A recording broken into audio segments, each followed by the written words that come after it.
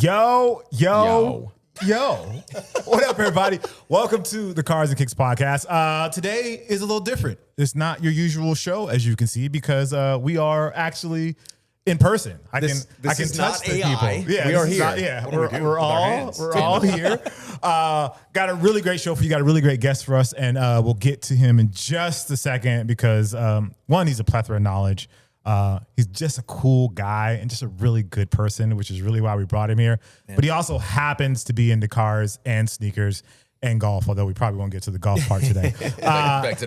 As you guys know, I am Jacques Slade. Welcome to Cars and Kicks. I am only 1/3 of the trifecta here. I'm the bottom. I shouldn't say the bottom, the top part. They are the base. They are the foundation. I'm just the pudding and the extra icing on top. Nick, introduce yourself. Let them know what's going on. Nick Engvall. I'm kind of the balance of Erik over there and Jacques. I try to play in both worlds, Cars and Kicks, and really just kind of wrangle these guys when they get off topic. So it's going to do a lot of that today. But Erik. Yeah. Nick, scoot your chair up a little bit right now. We're doing this on the fly, y'all, just so you're a little...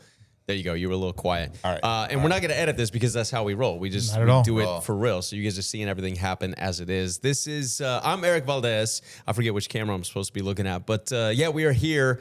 Real quick shout out to the Motoring Club in Los Angeles. We're all here. And Michael just graciously opened up his spot for us to do a couple of pods and have some guests on this week. So shouts out to the Motoring Club. We love y'all. Thank y'all for having us. But yes, without further ado, we are here with, as Jacques mentioned, one of my homies, Jarod DeAnda, which look, I can actually shake your hand right now because you're not via Zoom, it's bro. Not Zoom. It's not We're Riverside. not Rockstar. We're not AI. Yeah, we're actually talking I to live each in other. Riverside, so I'm at the app Riverside.fm. There you go. Copy that. Thanks for having me. Yeah, of course, man. Welcome. Thank you. We've been trying to do this since we started the pod. Like I told you off air, when we started compiling a list of guests, like it was... Yep.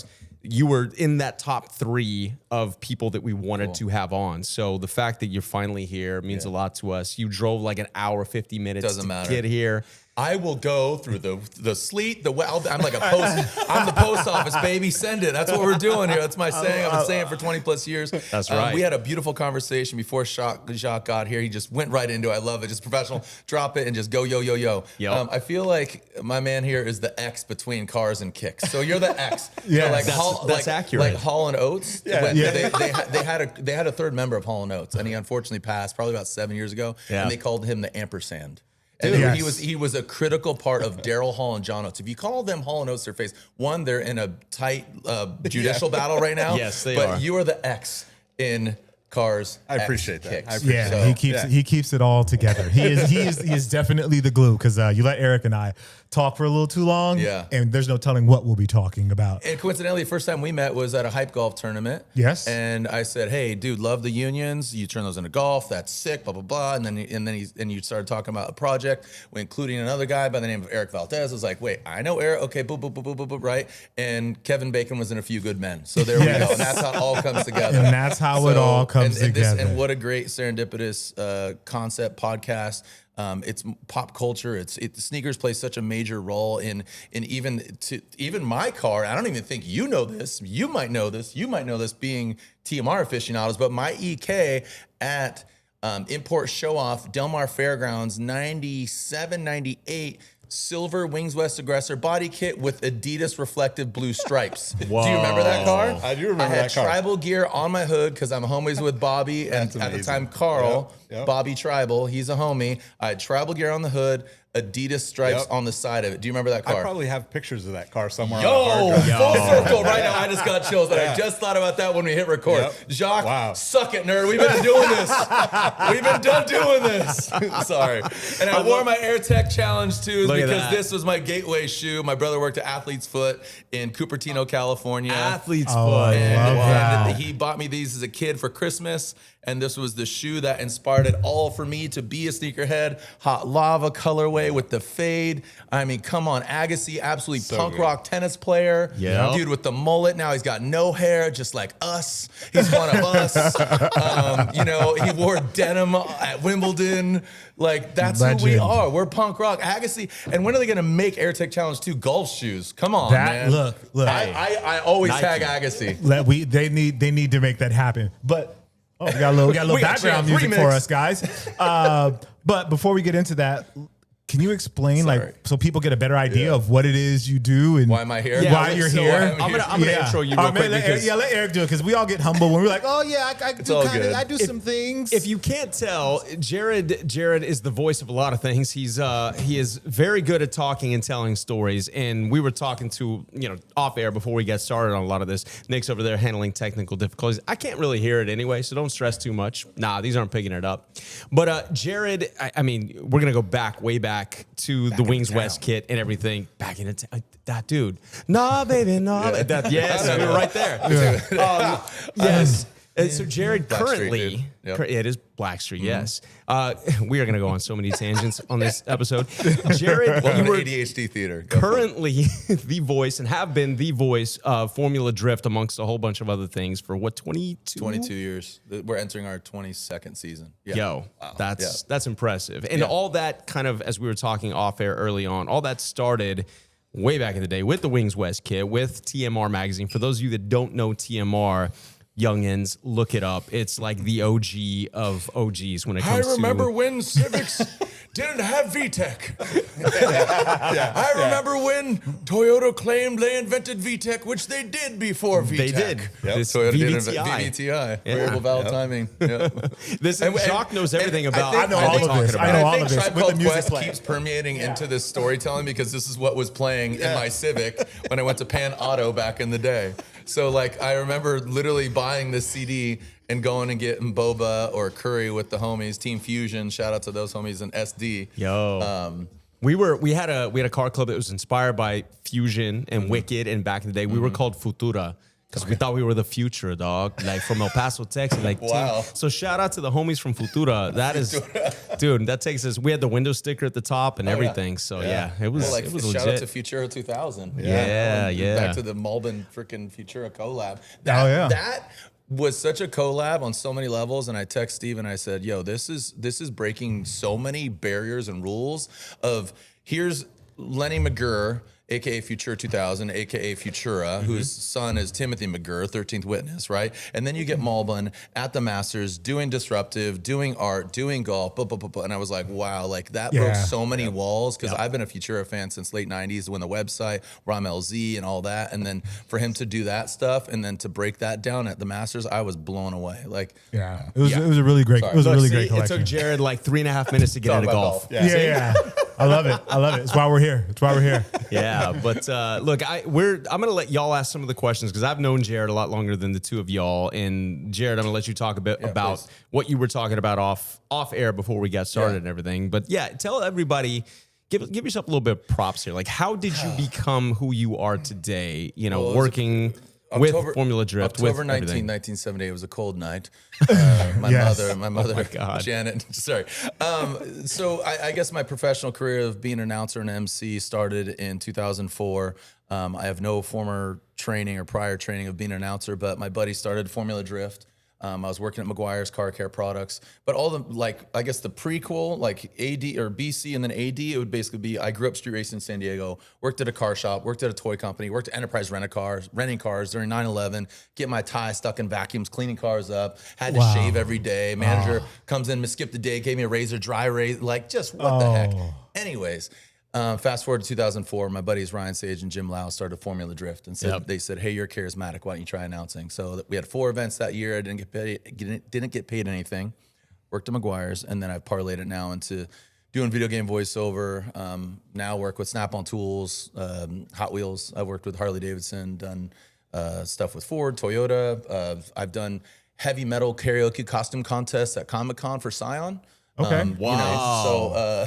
And all the while, just traveling and seeing the world. I mean, I've been all over, and prior to that, I talked briefly about the Gumball 3000 stuff, which, I got DC Shoes to sponsor Gumball 3000 in 2005 when Ken Block and his wife, Lucy, Damon Way and his wife, and then Robin Big did it. And that's where it kind of really coagulated for Robin Big to blow up with Ruben Fleischer, who has now written Superstore and he wrote Zombieland.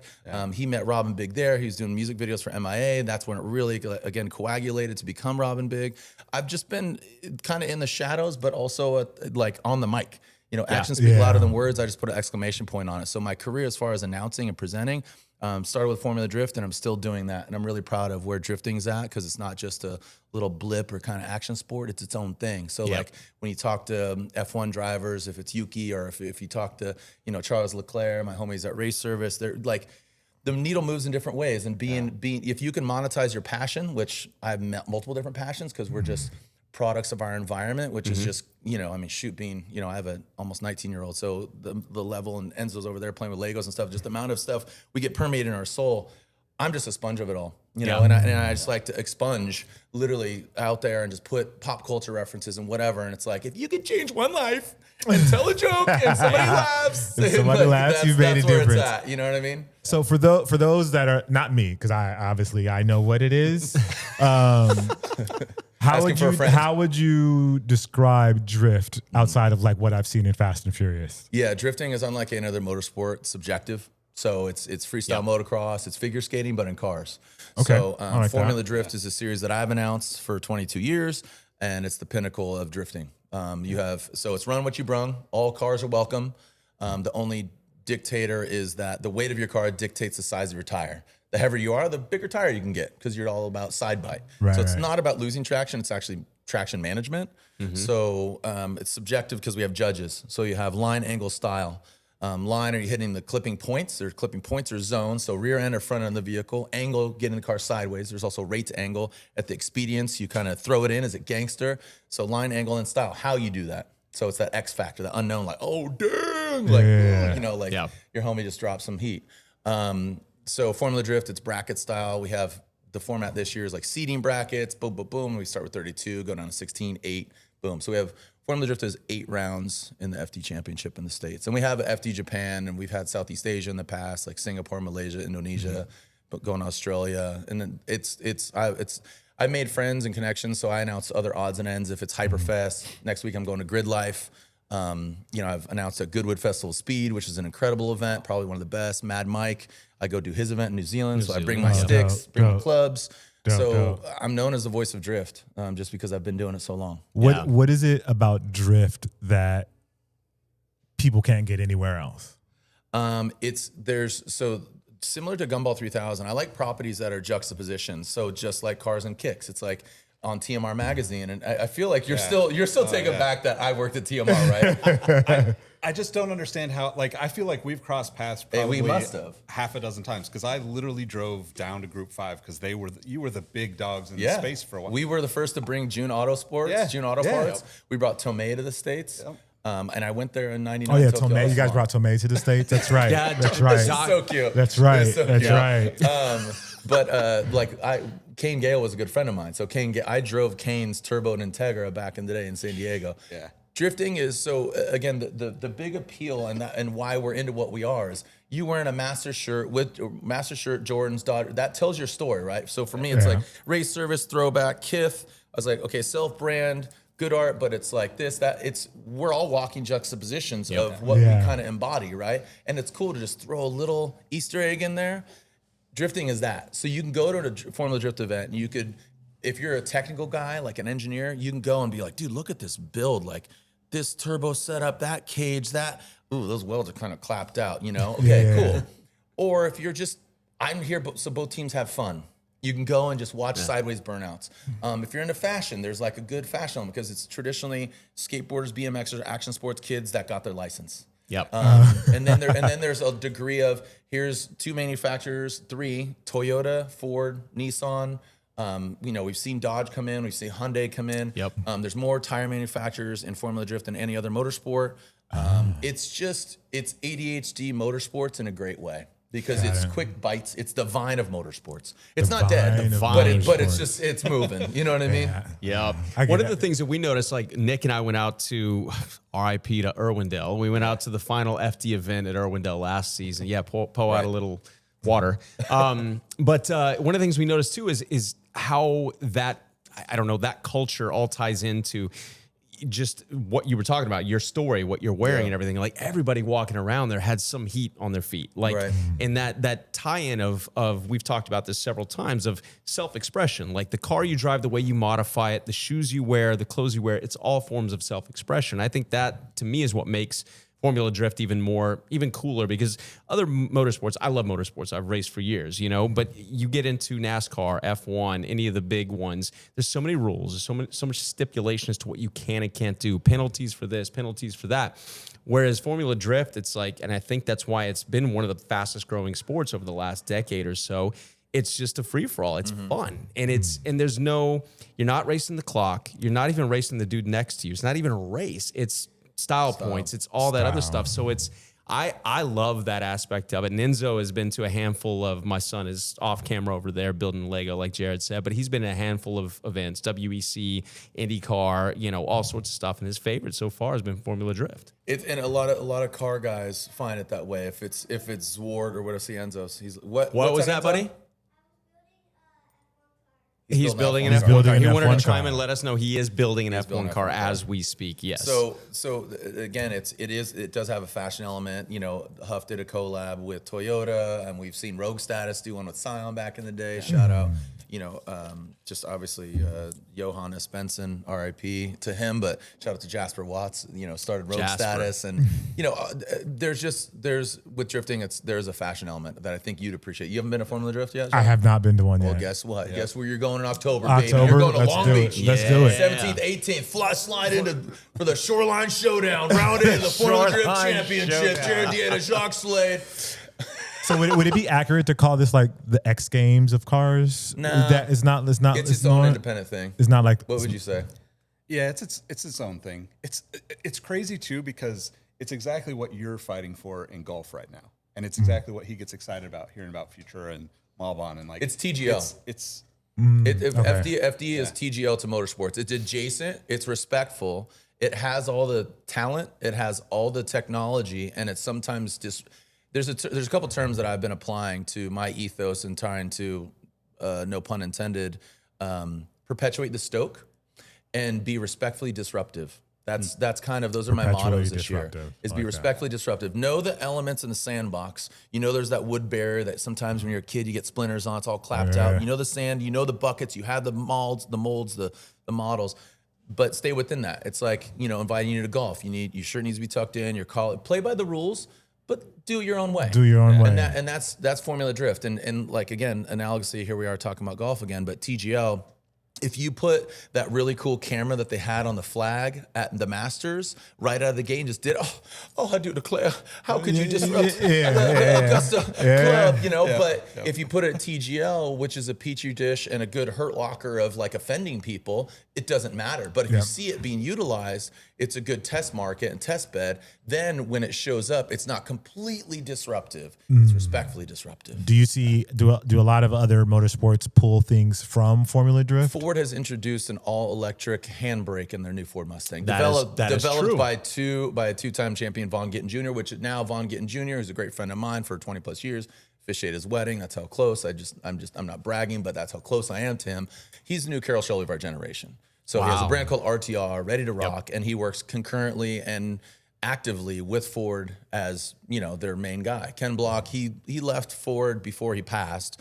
He did his thing with Ford and it was great, and he helped move the needle for Ford. But Vaughn is concurrently moving the needle with them. So to answer your question, yes. Absolutely. And Toyota is launching the all-new GR Corolla 3 years ago, which is a three-cylinder turbo all-wheel drive hot hatchback at Formula Drift. They launched the Mark V final edition Toyota Supra at Long Beach just this April. They have a Yuzu edition GR86 that is available, 186 of them. So absolutely, man. I mean, that's cool. Yeah. So the hat tip to drifting does exist, and it's not, like I said, talking to Jim Farley, president CEO of Ford, he's like, we're going back to Dakar, we're going to Le Mans, we're going drifting, we're going drag racing. It wasn't like, oh yeah, we're going drifting. It's we're going drifting, right? And they're moving the needle. Like James Dean, unarguably the best drifter in the world. He just won his fourth championship in 24. Wow, he's now competing in Mustang RTR and Drift Masters, which is not a competitive series, but primarily European.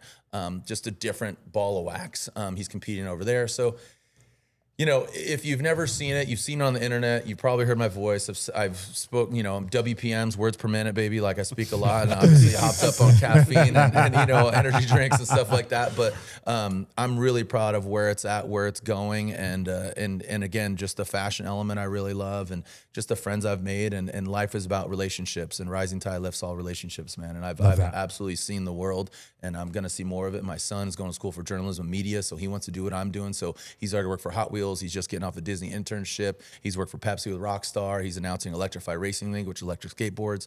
So we're all trying to move the needle, man, in different ways. So. And I like what you said about Sorry, I'm talking really fast. No, really it's good. That's, well, you know, while we're waiting to get this started, that's your like second or third like almond milk latte. So that might be part of it. But no, I love what you're saying about the relationship element of it and stuff. And you know, yes, people know you for the voice of ... and all these other things that you've done. But you've also been kind of as we were talking earlier, you called Nick the X, the ampersand between us. Like you've been that guy for so many different things too. And just through your network of people that you know, and sometimes you monetize it, sometimes you don't. Sometimes it's a little homie handshake, and you know, but you're bringing like kind of like culture to things that are not necessarily the cool things, right? For example, one of the cool things that I saw, I don't know, maybe it was last year at some point, but like Daniel Arsham and Snap-on Tools, who would have thought to bring those two things into the same sphere together? Except you know, just it's like, yeah, I know this dude, I know that dude. These guys are trying to get relevant. This guy is hype. That would be really cool to make toolboxes that are this color and have this kind of design. So where does that come from? Because, you know, again, you're not the guy that tries to like find the angle of how am I going to get paid to do this. Yes, it happens, but you genuinely like to put people together. Where does that come from? I think the byproduct of being authentic is, you know, here's my ethos: be honest. You never have to think a day in your life what you said. That's to your lover, to your friend, to your enemy. Be honest. Be humble. You're part of the equation, right? Just anybody thinks they're self-made, getting high on their own supply. If you're an artist, if you're a Basquiat, or if you're a tattoo artist or a musician or whatever, you need people to invest into you, either monetarily or emotionally. So be honest, be humble, under promise, over deliver. And last one is do you, because you do you better than anybody else does you. My DNA is similar to yours, but not the same, right? Right. Texas, Bay, you know, born in the Bay Area, born in Sunnyvale, grew up in San Diego primarily. To answer your question bluntly, it would be that I think, again, monetizing your passion and the connectivity eventually will pay off. And again, reaping the rewards. I don't have a Porsche right now. Do I own one? Yeah, it's about this big. It's a Hot Wheels, but you know, seeing it, being around it and all those things. But, you know, the Arsham thing in particular came to be because I'm just, for lack of a better term, hype beast, you know, and just know a lot about a lot of things. It's the quickest way for anybody to digest it. But anybody watching this obviously has an affinity for cars and or coffee. Or coffee, excuse me, cars and or kicks. There's the coffee coming back again. Cars and or kicks. And they know what I mean when it's just you're kind of a student of all of it. Yeah. So the Arsham thing came to be because you know, I've worked with Snap-on, you know, in different degrees over the years, and now as of recently, past few years, consulting for him, and that came to be because he's authentically a car guy. Yeah. So somebody who painted his car was Death Spray. This guy David in England, who I introduced Death Spray to Ken Block, and Death Spray, I brought him out to Gymkhana when we did it at Santa Pod Raceway for the first time. Ken never met David Death Spray. Whoa. So I introduced them, and then Death Spray eventually did 2 of his liveries, the most anybody did. And I reached out to him. I said, hey, I'm working with Snap-on. Would Daniel be interested in talking to him? I don't know. Like, we'll see. And then he's like, and he reached back a couple days. He's like, he actually wants to work with you. I was like, okay. So we talked about it and blah, blah, blah. And eventually, you know, the Perriton Gallery thing was really cool. Arsham Green Toolboxes. Now everything lives at his place in the Hamptons. And he's an Ohio kid who, you know, I say kid, he's younger than me, but not by much. But I think the product of you know, the commodity and the monetary thing is just, you know, my buddy said karma cash. You know, karma cash. I have a lot of karma cash. I don't know when I can cash that out, but I think it's just be a good person and perpetuate the stoke. That's where I'm at. You know, you mentioned that perpetuate the stoke just when we were talking one day. I had texted you randomly. I don't remember what it was for, just to, you know, let you know I was coming out here or something, and got a call right back. Wasn't even a text. And we ended up having like a 45-minute conversation. That was one of the things you said, because we were talking about life. And, you know, all of us are at that age where we have all these great stories and these great memories and these things we've gotten experience. We're also experiencing the other side of life, where we're losing loved ones and we're seeing the end of certain chapters, et cetera. And you mentioned, you know, all you can do is like perpetuate the stoke. Like you know, and to all the way to your trademark, send it. Like that's kind of a good philosophy in life is just, you know, you got to, otherwise you're just going to sit there and not do anything. And, you know, I've always said personally, I'd rather be like 85 years old on a porch with, you know, nothing to my name and a whole bunch of stories than a whole bunch of like what ifs, you know? And so I think we're aligned in that. And I think that's why we're all here today, even, you know, doing this. Yeah. And just wrapping out what you said, we've met, and again, in passing at Irwindale, it's like jumping around. For sure. But you know, Air Max 95s, I mean, I referenced that grayscale so many times because that grayscale to me is like perfection. The Air Max 95 Classic with the Volt. Oh gosh, that's one of the best. That's one of the best shoes too out there. But sorry, did you just say or you in agreement? I feel bad. Like no, I 100% agree. I mean, I think like it's one of those one of those shoes that like you don't have to be hardcore into sneakers to know exactly what we're talking about, right? Like because that's the interesting thing about this show, right? We're bouncing back and forth between like worlds that people are diehard into, right? Like there's you know, a very small number of people that can sit down and TMR and nerd out about that back to the late 90s, right?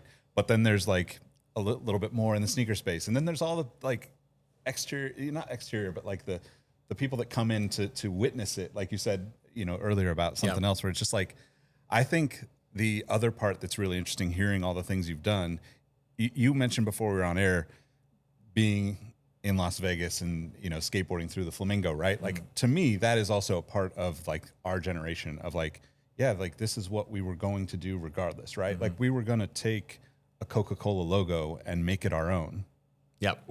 Whether that was on a car, whether Coke was paying us to do that or not. And you've just kind of been able to figure out how to bring all these things together. And like those collaborations at this point, like I almost expect like the unexpected because it's like, well, of course, you know, like I've never met Daniel, but it's of course like a Snap-on collab makes perfect sense because I worked in shops for years and always spent too much money on Snap-on and love that product. Why wouldn't this artist who's a car guy bring these things together for me and for the rest of the world that is in this like, you know, fishbowl that we live in of like people that are going after it. You know? Well, demographically speaking, right? And that's my intention with. And that was my pitch is it's not your grandfather's tool, it's your grandkid's tool. Think about that. It is your grandfather's tool. My grandpa used to use, I mean, it's a 105-year-old tool company, so my grandpa used to use it. But I want my kids, Parker and Tyson, Enzo, right, to use, and when I say that it's your grandkid's tool, it can stand the test of time. So, and then also from a marketing standpoint, you know, the concrete analogously is drying at a certain age, right? So my son has only known Snap-on because I've worked with him 10 years since he was in diapers, right? 10 plus years.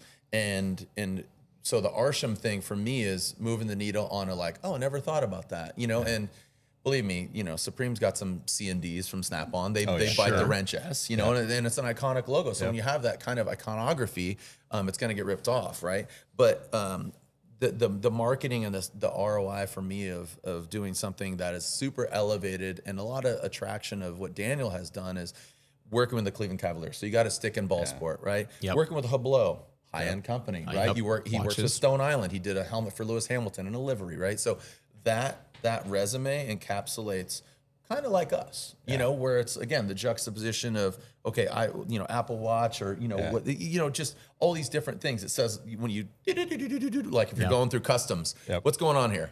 You can do a quick little temperature check and see what that person is about. And I'm constantly scanning. I am a constant student of I'm like a huge my people space watcher. and this and that. Holy cow. So the Arsham thing for me is like pitching to Snap-on is good. And I have a few artists that are on the tip of my tongue that I want to do more stuff with. It's just how we take an amazing company, Snap-on Tools, and really take them out of their comfort zone because that's really what it is. Because at the end of the day, we need to sell more tools to technicians and have that. And everybody's like, what's the interest rate? How much did that cost you? Blah, blah, blah, right? The Gucci of tools. Well, you're not paying for just the tool. You're paying for the cycle of service because you can go to Harbor Freight and go buy whatever you want, but you're going to buy it 3 times over. It's just like buying Carhartt, or do you buy, 1620? My buddies have an all-American made workwear brand called 1620. You buy one pair of those, or you buy 3 pair of Carhartts. Whoa. And there's those options, and it is what it is. But, and then sometimes you just buy shoes that are terribly uncomfortable because they look dope, and you don't wear those to Disneyland. It's 100% accurate. On Cloud, the official shoe of Walt Disney World. Go ahead and go to Walt Disney World right now. Everybody's wearing. My son's working there. My wife goes there. She comes home with 2 pairs of On Clouds. Never owned a pair. Dude. Just absolutely it just popped up on the feed. It's gonna pop them on our phones. Right? It was like Hoka's, Asics, Dad's shoes are cool, and you know what I'm saying? Sorry. On is no. You're right. They didn't come out of nowhere. They've been around, but all of a sudden they've had the most massive blow up in the last probably 3 to 5 years of anybody out there, dethroning like Nike and stuff. I'd say Hoka. Areas. Hoka was on that trend, and now there's Brooks is making a comeback because the functionality. Yeah. Hoka's more ultra. There's another few brands that are just blowing up, but Asics is having a major. Shout out to my boy Mark Marquez. He's doing some great things with collaborations. If it's with Hidden or Pleasures, or obviously Ronnie and Kith. Yeah. There's some amazing silhouettes that Asics has, and they bring it back. Onitsuka and Asics are the same, but not the same. It's kind of weird. It's like Lexus, Toyota, Scion kind of thing. Yeah. Sorry, I feel like we should talk about shoes, not just cars. Dude, this is. Are we this dabbling in enough? Yeah, we're bouncing perfectly. Yeah, we're filling the cuppeth up, or as it were. But no, I mean, and this is the thing we were talking early on about. How long do your podcasts go? I mean, we're at probably 40 minutes already, and this is what I was telling you is this is why we're gonna have to have you back too, because it's very easy to get involved in stuff like this, especially when, I mean, the stories that you have and the things that you've been a part of, and that's part of, I guess, the lucky bit of being able to age, right? All too often we focus on, and I'm not trying to get super deep and philosophical, but we focus on, man, I'm getting old. This hurts. These shoes are uncomfortable, blah, blah, blah. I've got a buddy who didn't make it past 35. Plane crash out of nowhere, and it's so when you flip that and you start looking at oh yeah, things hurt a little bit more. I got a little bit more gray in my beard, but look at what I've all been able to do. And on top of that, look at the people that I'm able to surround myself with. One of our mutual homies, Victor Carrillo, which we've met. That's how we met. Victor is another person that is the X in between everything. He connects everybody. And it's just the more years you have on this earth, the more time you get to spend with these people, it's inevitable that you get to cash in the karma cash here and there if you've been a good person and you've plugged something or put somebody on with somebody else or whatever. And so it's from afar, it's nice to, even though we've only become closer over the past few years. I've known of Jarod. I think we probably met almost a decade ago, at least. And so just kind of watching what you've done, not only the staying power of being, with Formula Drift, and you'd already been there, for a decade plus at that point, but the other collaborations, the other things you've done. And then on top of that, just from a dad standpoint, I've gotten to kind of see your boys grow up over time, and I've got my own kid now, and our boys got together for the first time this past weekend because of Victor again, and just seeing that kind of next generation, the passing of the torch as dads, what we've given them and how they interact with each other. And also they're both dressed super dope because again, look at their dads, right? So we're making sure they got the dope kicks on and they're wearing something super cool. Enzo rocked up and he's wearing his Formula Drift hat every day this week. So it's awesome to see all that. And I'm excited to see everything else that you have in store for you. And we are definitely going to have you back on again. For those watching, you might have noticed Jacques had to dip out. Life is lifing, so Jacques had to leave us for a bit here midway through the podcast, but he will be back, and we will have to have you back again. Yeah, but man. Of course. Again, I just want to thank you for coming on. We're all in town. Nick drove down from the Bay. I came in from Dallas, and I love that it's a text or a phone call away, and you're like, yeah, dude, I'm there. So I really appreciate it, man. I appreciate it. Thank you so much. So, this is great. Thank you, man. Before we leave, plug your handles, your IG, all that. And if you've got anything else, coming up that you want to announce or that you think is relevant aside from FD Orlando will have already happened by the time this airs, but the mic is yours to take us out. Well, first and foremost, thank you for having me. Of course, cars and kicks are near and dear to my heart, but just all things life. So thank you for the dad compliment. Thank you for the flashback in history, going jogging the Matrix file way back there. I'm oh my gosh, my Civic, and thank thank you for all the compliments. Would not be here if it wasn't for my wife and for my kids, and thank you guys. But yeah, check me out at Jarod DeAnda, Jarod, hate my name, Jarod, and last name DeAnda, DeAnda. So my kids' names are Parker and Tyson, so you can't misspell that. It's like Gerard, Balake, you know, I mean, that's why I hate my name. But you can find me there. Watch Formula Drift, watch all things Jarod DeAnda and cars and trucks and things, and perpetuate the stoke. And yeah, don't water the weeds, man. And also great produce and the most beautiful flowers grow from shit. So don't worry if you're in the shit right now. Some great products of environment. So yeah, dude, we got so many one-liners to cut from this episode. It's amazing. It's great. Thank you all for tuning in. Nick, you can tell everybody, but I know Jarod and I kind of just bulldozed that whole thing there. So I'm just enjoying I'm just a listener on this last round was great. But yeah, carsxkicks.com, you can get all the links for everything. And yeah, this was awesome. This was awesome, man. Thanks for see y'all soon. coming on.